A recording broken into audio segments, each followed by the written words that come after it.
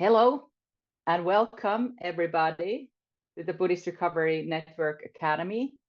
I'm Susanna, joining you from Kuopio, Finland, and I will be your host today. I'm a big fan of Buddhism, recovery, and Buddhist recovery. I facilitate both 8-step recovery meetings and mindfulness-based addiction recovery courses here in Finland. I'm a member of the board of the Buddhist Recovery Network, and so is our teacher for today. So we have a new academy teaching offered by Walt Opie, and the topic of the teaching is how not wanting is the key. And I will tell a little bit more about Walt and the teaching in just a moment. And I want to thank everybody for being here and being part of our community today. And a few words about Dana. All of our teachings are given freely, and we are blessed with some amazing teachers who have experience on the cushion, experience working with body, speech, and mind, experience in the ongoing practice of recovery by the way of Dharma. As we practice the Buddha's teaching of generosity, we invite you to give dana that will be given to support our ongoing Buddhist Recovery Network meetings and to support the teacher. You can give on a one-time or recurring basis using the link posted in the chat field by our tech Siri. Thanks for being the tech for tonight. So please be sure to indicate that your donation is for the Academy, and we sincerely thank you for your generosity. And if you, by any chance, forget to mention that it's for the Academy, we direct all the donations just before, during this program, and right after for the Academy anyway, so don't worry about it.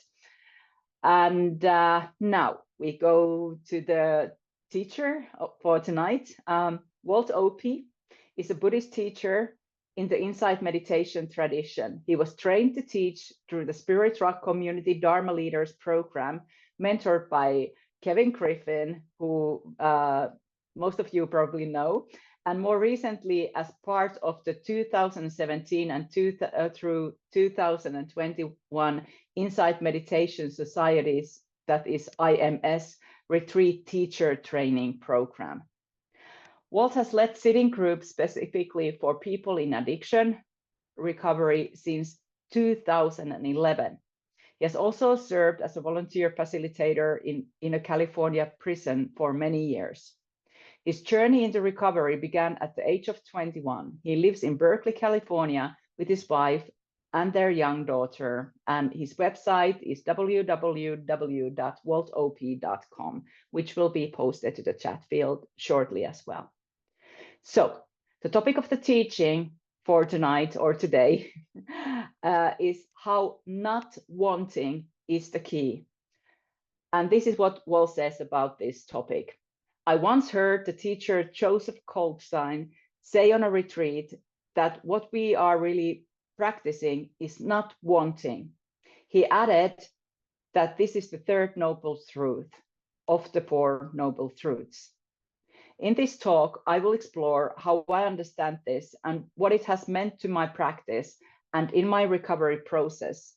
Certainly, when I was still drinking and using drugs, I never once recalled thinking that not wanting was way to go. So welcome, Walt. It's a pleasure to have you with us, and the screen is yours. Okay, thank you, Susanna. Great to be here with all of you. Yeah, I guess this is my second time visiting the Academy here. And I thought we would start with the practice of not wanting, which is also called meditation. And yeah, I'll explain the theme maybe later, but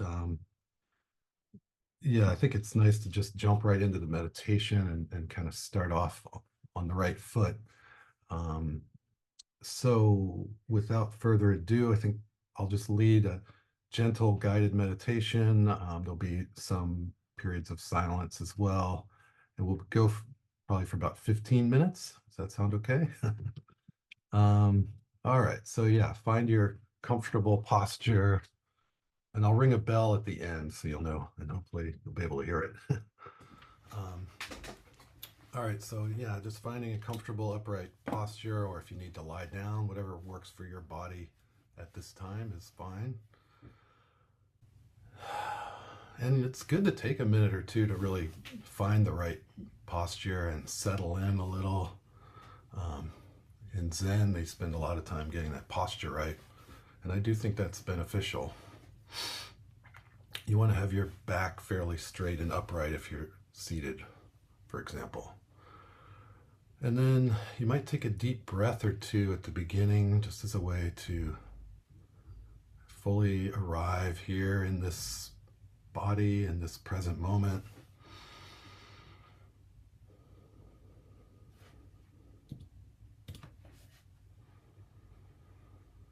And just notice there is this body sitting here. You might feel the contact with the chair or the cushion, feel the hands, the feet, the legs.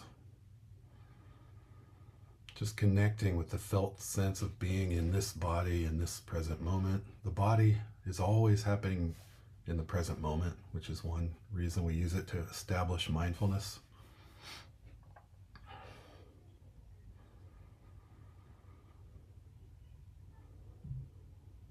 And just inviting our nervous systems to relax, bring in a sense of calm, ease, peace.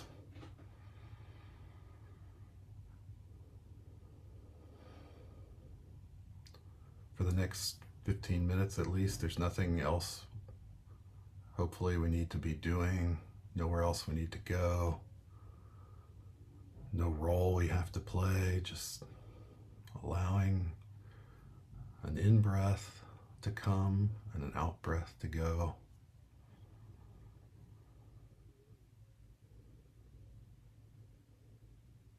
And with sounds, we're aware of sounds.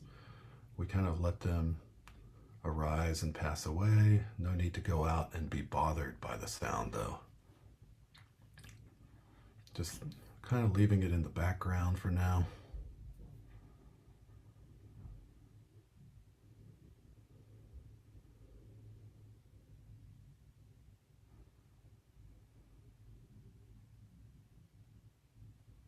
And you might even do a short body scan at the beginning of a meditation. Just going at the top of the head and seeing if there's any tension, you can relax, softening around the eyes, loosening the jaw, make sure we're not clenching our teeth, relaxing the muscles in the face, dropping the shoulders a little, relaxing the arms and upper body, softening the belly, relaxing the legs, upper legs, lower legs, feet.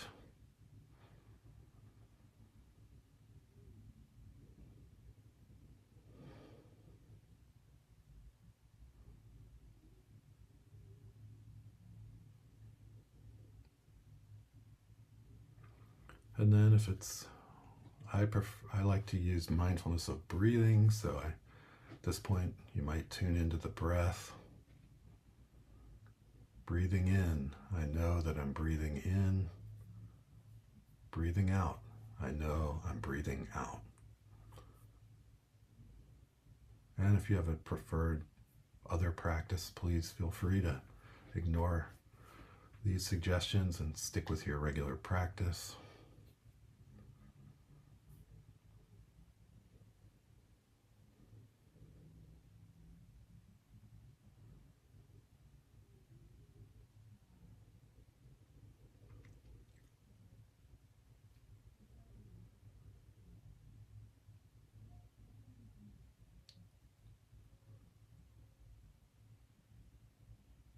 If the mind is super busy, that's okay. It's totally normal. We just do our best to keep coming back to the breath, stay connected to the body sitting here.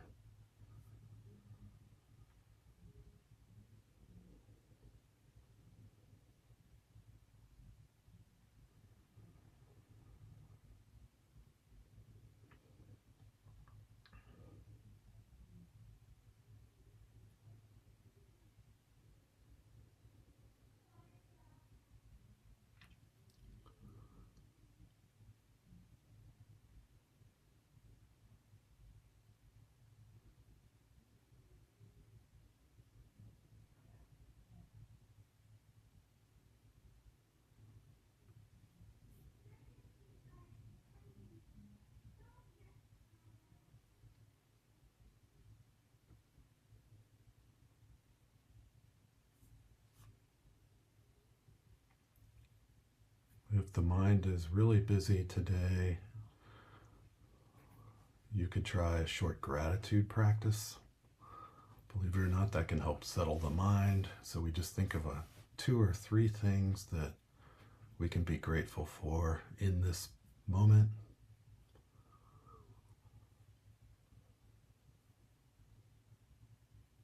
It can be very simple. I'm grateful that my daughter is being very quiet today.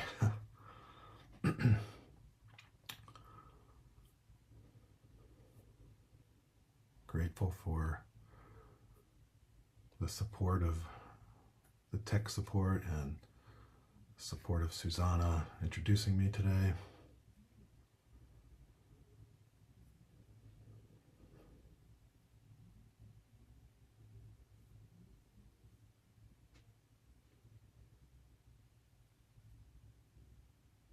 I'm grateful to be clean and sober today.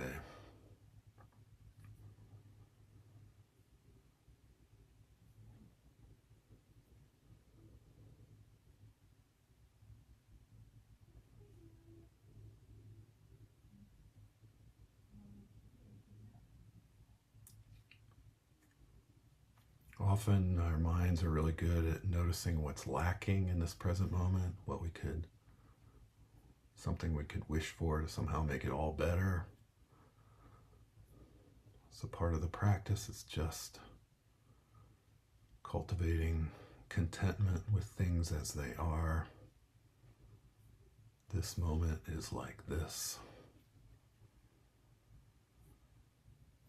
Not needing it to be different.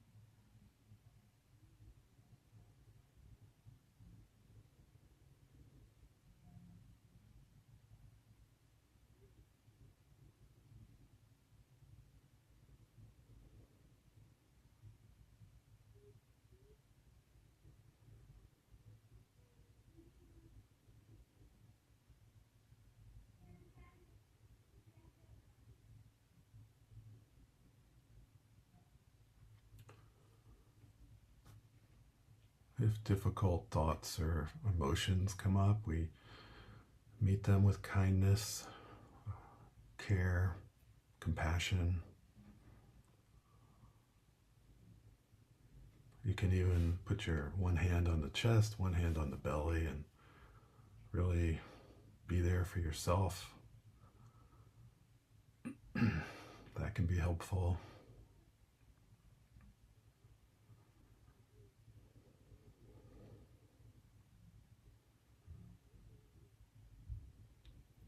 Just knowing whatever it is, it's impermanent,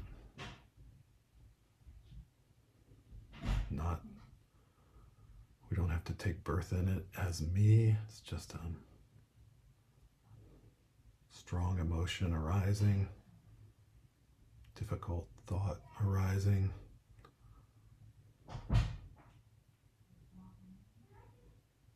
This too will pass.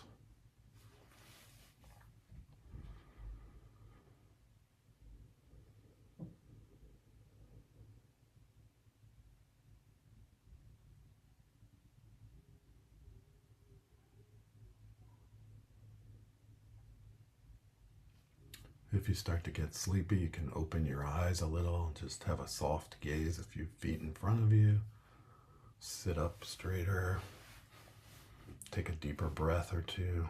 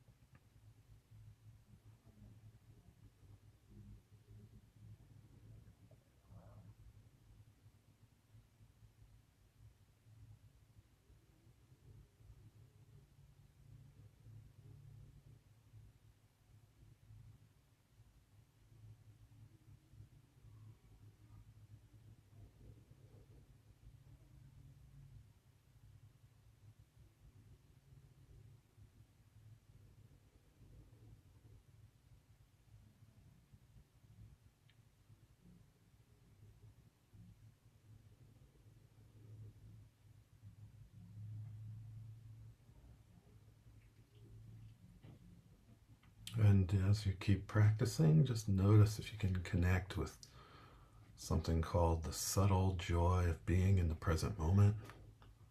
This is when we're really just present with the breath, the body. We're not lost in distracting stories or plans. We're just fully here without agenda. There can be a very subtle joy just in that experience. We can't fake it, but we invite it in when it arises.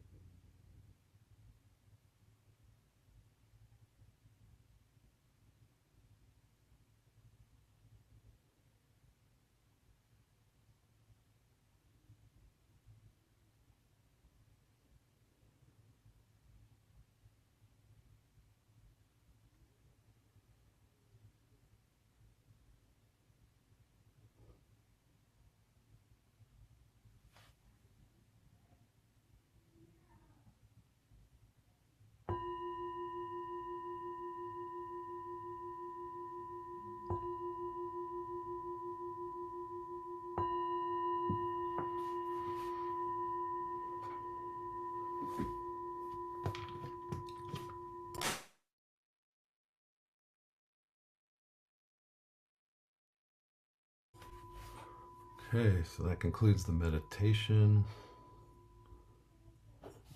Feel free to take a moment to kind of stretch, get hydrate, whatever you need to do. I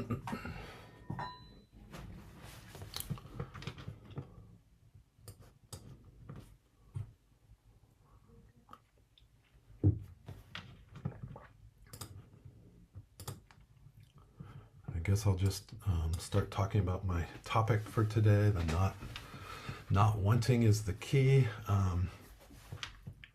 It's sort of counterintuitive, I think.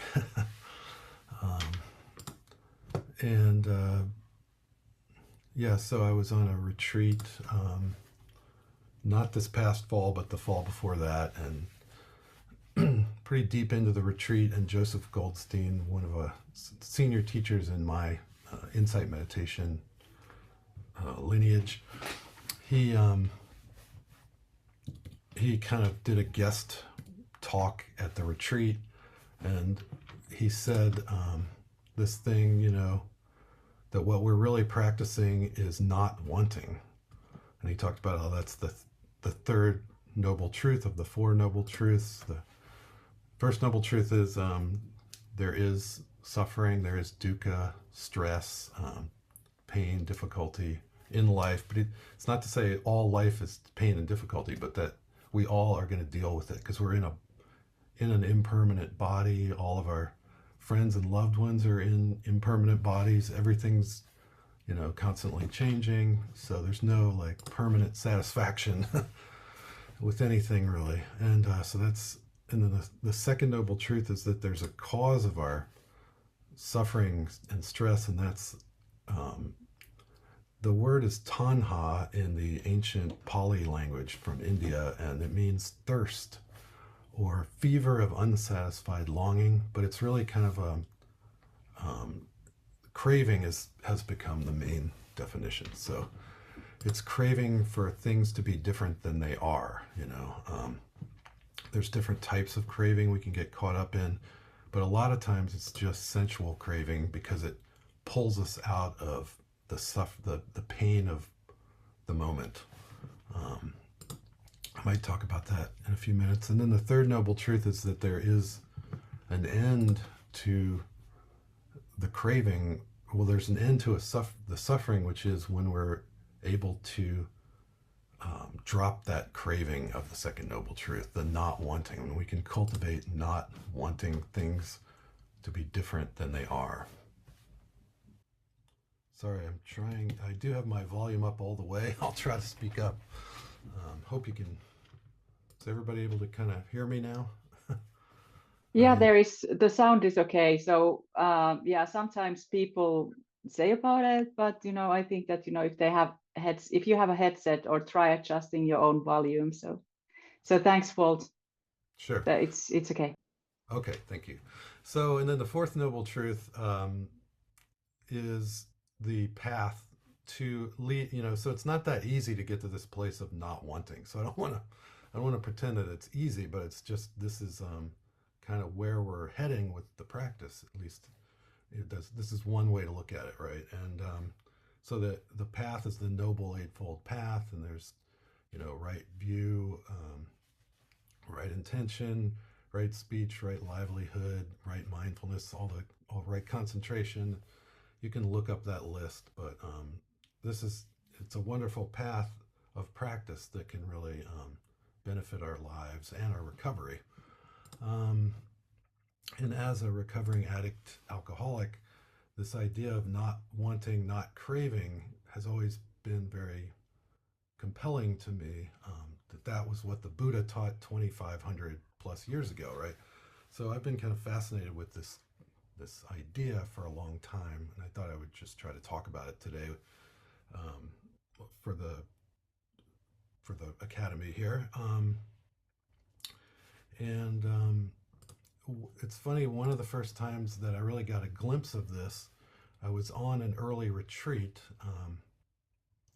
I will say that for me, it's been important to go on regular meditation, silent meditation retreats to really cultivate my practice, because kind of left to my own devices at home early on in particular, I just had a hard time really cultivating a really strong mindfulness practice. I had an intention to, but it was hard to do. But then I call going on retreat going pro, because then you're just spending your whole day, week, whatever, practice, working on the practice, and then you make strides, right? It's like anything. You practice it enough, you start to get some facility with it, right? So retreats have been very helpful. And I was on an early retreat, and there was a Dharma talk going on, and it was like Jack Kornfield, who at the time I thought was the greatest Dharma teacher in the history of Buddhism and modern. I just was like really compelled by him at the time, and I'm very deeply grateful because he kind of brought me into the practice. But I had a bathroom emergency arise during the middle of the talk, right?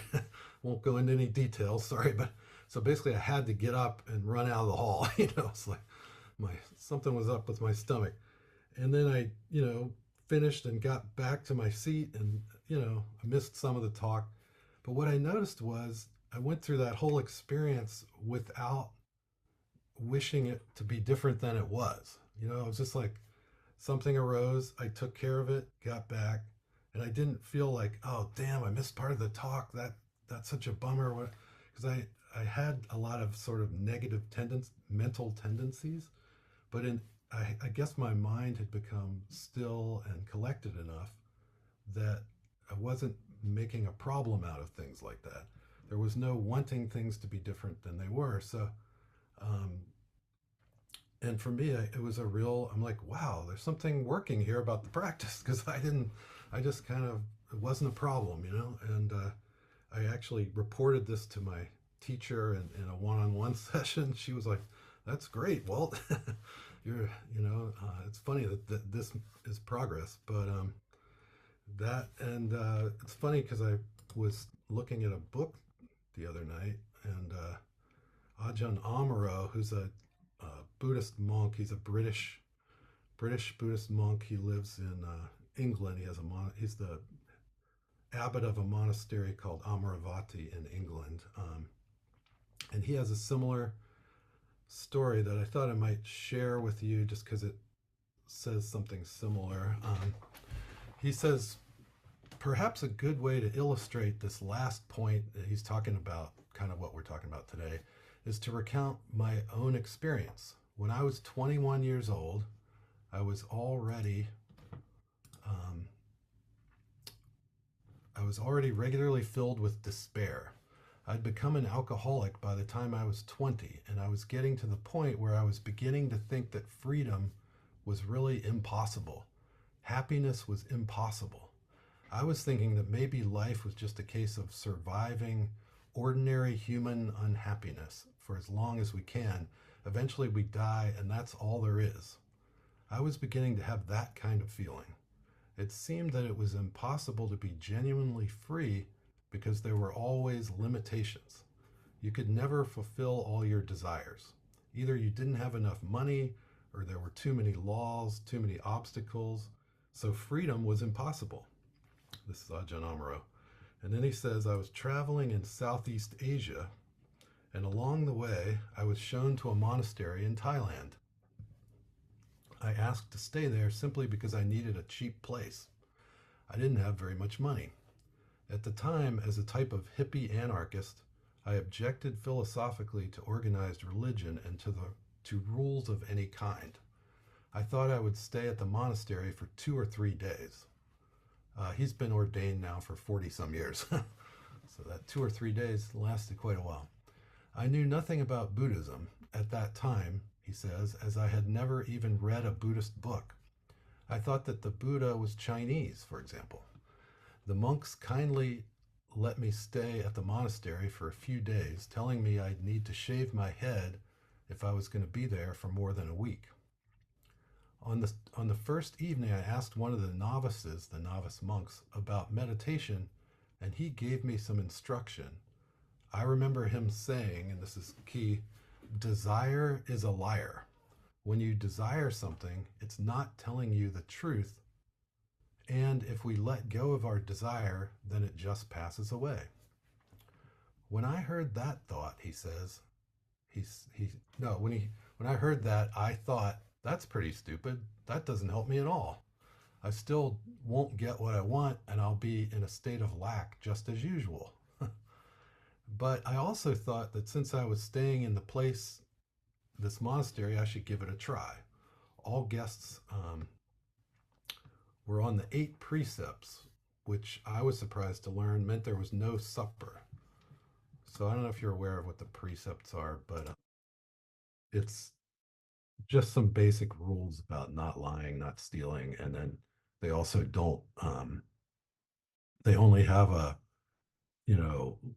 breakfast and lunch, but no dinner. Okay, at the monasteries, and so let's see where were we. So all guests did that. Then that evening, a few minutes into the group meditation, I thought, so it's his first night with no dinner. He thought, I'm hungry. I fancy some pineapple. He's British. Then I thought, okay, I'm hungry. That's a desire.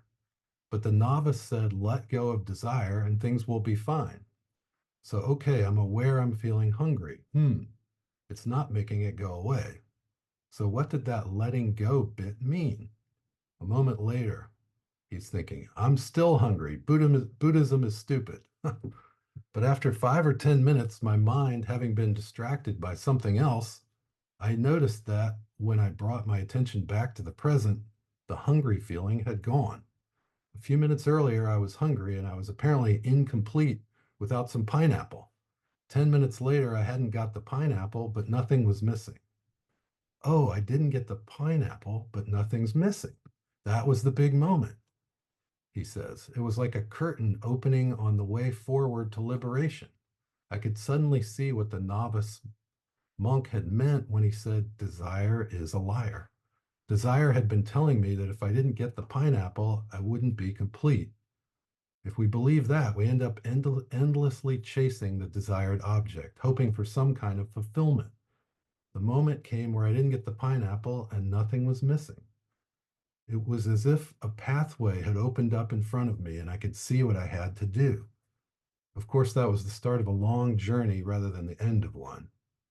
But then he concludes that happened more than 40 years ago, and it's one of the reasons why I still follow this teaching today. It's highly valuable because it speaks to the insight, the intuition that freedom is possible. Even if the addictions are still there in the system, the heart knows deep down that freedom is possible. So we get this glimpse of freedom, that it's possible. And I just really relate to that. Sorry, it was a long thing to read. It's from a book called Apostrophe, Catastrophe. And it's free on the Amaravati website. It's kind of an interesting name, title. Um, I, so let's see. I had a very similar experience. I had been in recovery for about 15, 16 years, doing the 12-step thing and trying to follow that whole thing as closely as I could. But I found that kind of like what he describes, that there was some kind of sense of I'm not as happy as I thought I would be, given that I feel like I'm doing everything right now. It's like something was missing for me.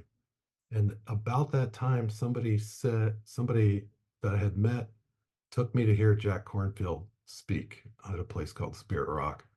And it just something about, his teaching, and really what his teaching was, he talked a lot about his teacher in Thailand, Ajahn Chah, and what his teacher taught him when he was a monk in Thailand. And those stories just really resonated. And I got that feeling like what Ajahn Amaro was describing there, that freedom might actually be possible, like deeper happiness might be possible. And then I eventually got into so much pain that because I went through a divorce and stuff like that, that I went on my first retreat. And that's when I got, started to get those real tastes of what he's describing, like that freedom. And I mean, there's this great line that supposedly is attributed to the Buddha right after his enlightenment. And one thing he says is, achieved is the end of craving. Achieved is the end of craving. And I just, for me, that this is a pointing towards nibbana, towards real peace, kind of what in Buddhism we kind of call the ultimate happiness, which is not like. So I also thought that happiness was this big buoyant, it's like being on a roller coaster or something 24/7, like you're just like running around. But that's not what we're talking about here. That actually peace is real happiness. Like when the mind is at peace, that is, for me, that's become the real bar of happiness. And so the not wanting is kind of a pointing towards this when we're really. And another thing that Joseph Goldstein likes to say is that, similar to the story I just read, notice when you are caught in a desire, when the wanting is kind of strong, and then notice at some point it'll be gone, right? It's not going to last forever. And notice the difference between when you're caught in the wanting and when it's gone. And just notice that there's just peace just there, And so the one thing about Buddhist teachings is it's teaching us a different value system than probably what at least I grew up with, like, um, I wanted to have a good job, make decent money, buy great car. Like there were a lot of, like you were kind of told to pursue all these outward things, and that was somehow going to make you happy, have the perfect partner and perfect kids or dog or cat or whatever it was. um, but but in Buddhism, there's this idea that we can be cultivating happiness with basically next to nothing, right? I mean, but we have to have a practice. We have to be on that path, the no follow the Noble Eightfold Path, but that we can experience real peace here in this present moment without pursuing things, and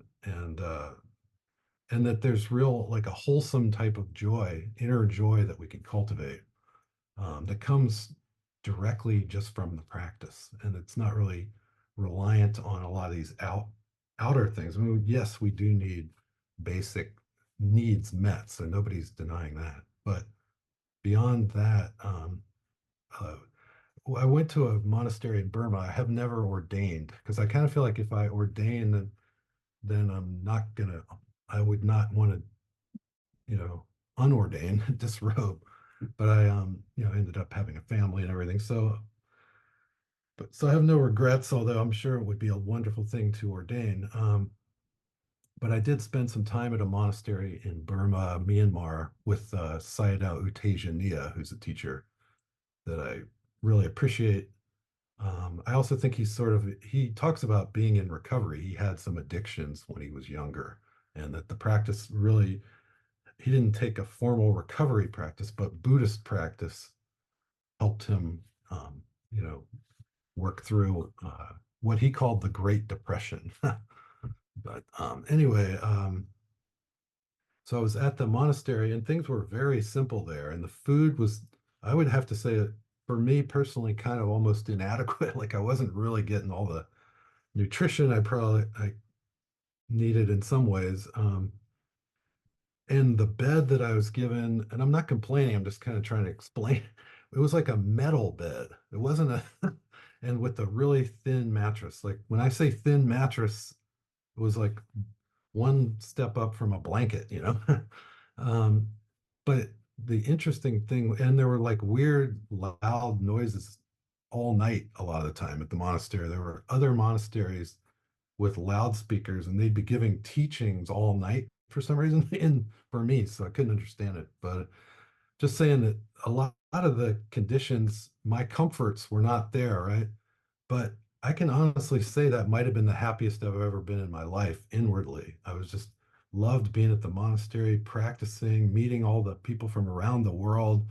And I met two people in recovery and we kind of bonded. So we had our little mini recovery sangha in the middle of the monastery and we would talk every day and just check in. And it was just like really a happy time. And but I'm just saying, there were all the external comforts were gone, and yet I've never been happier. So I really think that the Buddha was onto something here.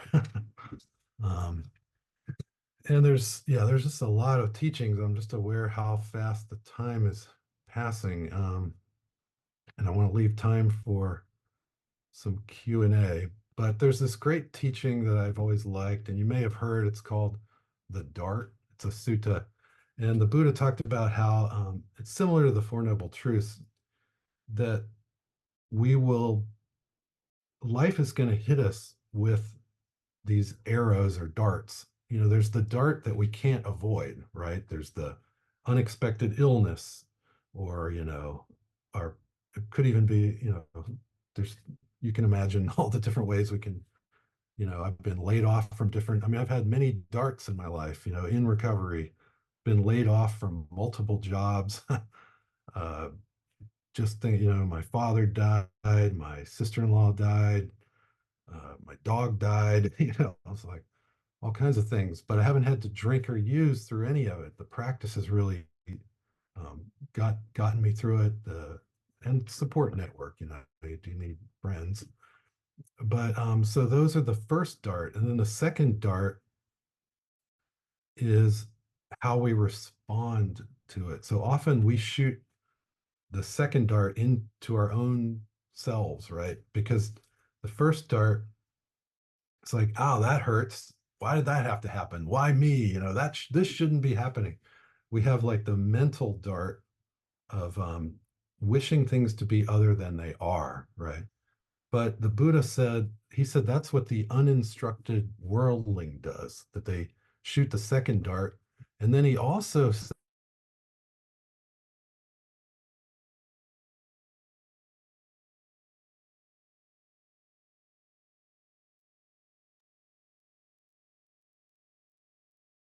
I think Walt froze. oh, You froze for a while. we're It was back. the second dart, and then he also said, and then you froze. Okay, sorry. Um, so the uninstructed worldling, contacted by the painful feeling, seeks delight in sensual pleasure. And why do they do that? Because they know of no other escape from painful feelings except the enjoyment of sensual pleasure. And for me, that's always resonated because when I was in my addictions, whenever anything painful or difficult came up, that's what I ran to. I went to, and you know, and even in recovery, you know, we might go to ice cream, whatever it is. Like my first year of recovery, one day it had been like a year, and I suddenly was eating a pint of ice cream, and I thought for a minute, I'm like, holy cow, I've had a pint of ice cream every night for the whole year. I was like, ridiculous, this is ridiculous, you know, like I just was like in a trance practically. And I realized this is not a good long-term solution. But anyway, so I'm just saying that often this is our way of dealing with pain. And so I'm grateful to this practice because it allows us to be with the difficult, knowing that we can get through it without escaping into some addiction, some, you know, compulsive behavior. It does give us, it's given me the power to get through these things without being an uninstructed worldling, you know. So the the Buddha said that in the case of an instructed noble disciple, which hopefully is us, right? When they are touched with a painful feeling, they will not worry nor grieve and lament. We will not weep and be distraught. We'll just feel the first feeling of the painful feeling, the being pierced by the dart, but it won't be followed by the second dart. And then and this is not always easy. I don't want to, but I'm just saying this is kind of like the goal, the way that we want to start working with these things. I mean, I also love Gabor Mate, his teachings, and he talks about, if you want to call him teachings, he's not a Buddhist teacher, he's a doctor, a retired doctor, but he's very wise, I would say, and he talks about addiction a lot. And he says, don't never mind why the addiction, why the pain, right? Because we're kind of self-medicating, right? And I think that's powerful that we stop looking at the addiction, but we look at the pain. We start to we have to be willing to do this, though. You know, we have to be willing to see things as they are, and that wasn't the most natural thing for me at first. But the longer I stay with this practice, the more I'm able to do that. My capacity has definitely been built up. Maybe I'll end with this teaching that helped me a lot. I found out that there was this study done. I'll, and this may or may not resonate with you, but I like modern neuroscience because what's amazing is it really seems to back up everything the Buddha said 2,500 plus years ago, which is pretty amazing. I don't know how he was so wise that, with, but anyway, this is from a book called The Biology of Desire by Mark Lewis. I'll put it in the chat real quick. And here's the quote. It's a little bit long. He says a couple of and Mark Lewis, the writer, is in recovery. He's a recovering addict. He says a couple of researchers, Kent Berridge and Terry Robinson, provided two major upgrades to the neuroscience of addiction. The first was a map of the brain geography of wanting versus liking. What they found is that most of the striatum, which is a large complex structure in the brain, uh, has to do with the, decision-making, motivation, reinforcement. Anyway, most of that part of the brain is in the business of wanting, the desire, and only a small area produces the sensation of liking, like enjoying, something. It seems that evolution devoted a lot more real estate to desire than to the end state, pleasure or relief that it sometimes achieves. So I don't know if that, I found that powerful because so our brains are wired for desire. And I guess that's because it motivates us to get things like, say, food if we're, uh, but in the modern context, it's often kind of counter helpful because but it's also helpful to realize that once we actually get what we desired, the brain fires a lot smaller area and it's very easily disrupted. And you might notice that, so I would just challenge you in your regular life, see if this feels true for you. Certainly seems true for me, but I found that to be very useful. The and so the quote goes on that their second contribution was a formula for the growth of desire for specific goals with the rise of addiction, a formula that describes how drugs and many other things end up triggering impulsive behavior. Their work was mostly done with rats and mice, but our brains aren't much different when it comes to this part of the brain. The more their rodents were exposed to cues that predicted getting addictive drugs or even sugar, the more those cues commandeered that part of the brain, the accumbens. The cue, the stimulus, whether it was a green light or a horizontal stripe, so it's not even, anything that exciting, right? Became increasingly likely to direct the animal's attention and behavior toward the reward. So we can be triggered, on the street by walking by an old bar that we used to go to, something like that.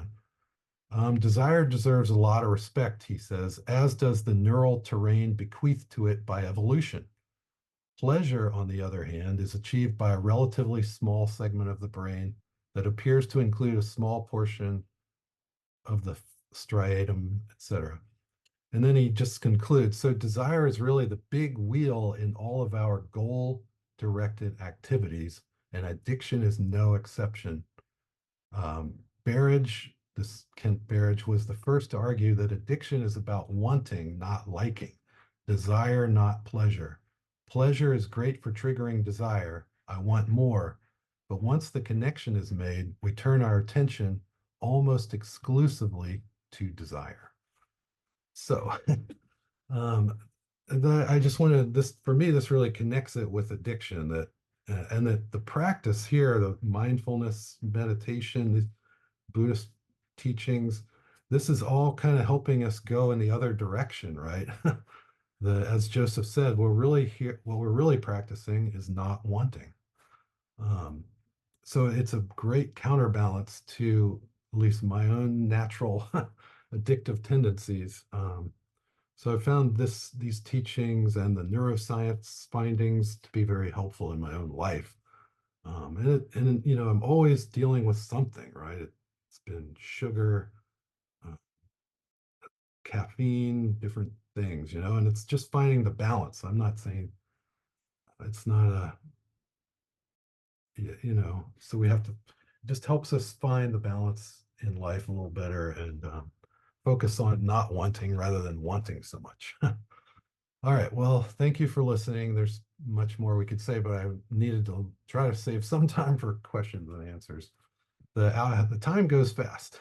Yeah, it goes. And thank you, Walt. That was very powerful teaching, and there was so much. It was super, super, super interesting, and especially like this kind of like in so many ways going back to basics. So I think that those who are further in Buddhist recovery benefit from it, and also the newcomers here. So we have a few minutes before the closing, and there are no questions in the chat field. So we have time at least for one question. So if there is somebody with a burning desire, so to say, to ask something.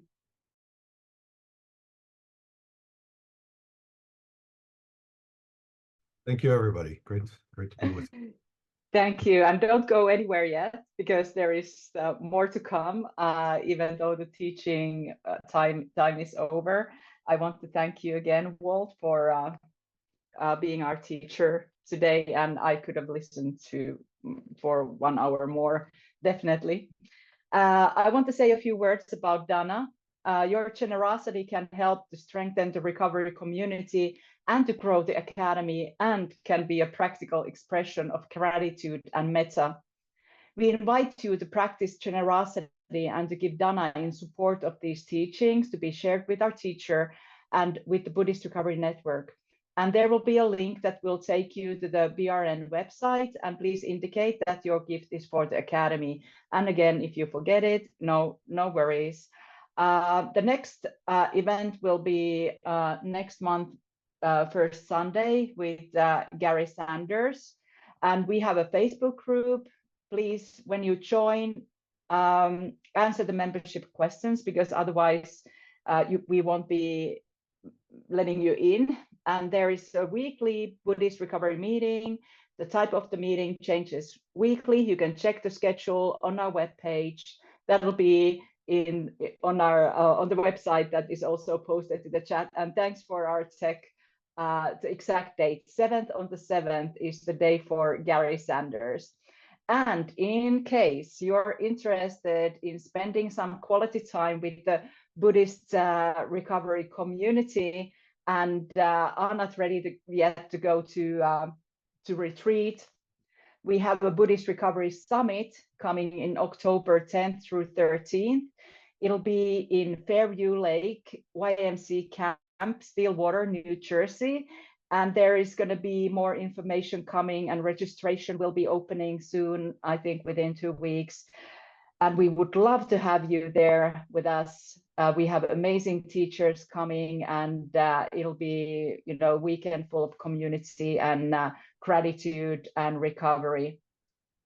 And is there something else? Oh, the transference of merits, because in Buddhism, we don't practice only for our own benefit, but for all the sentient beings. So you maybe want to join me.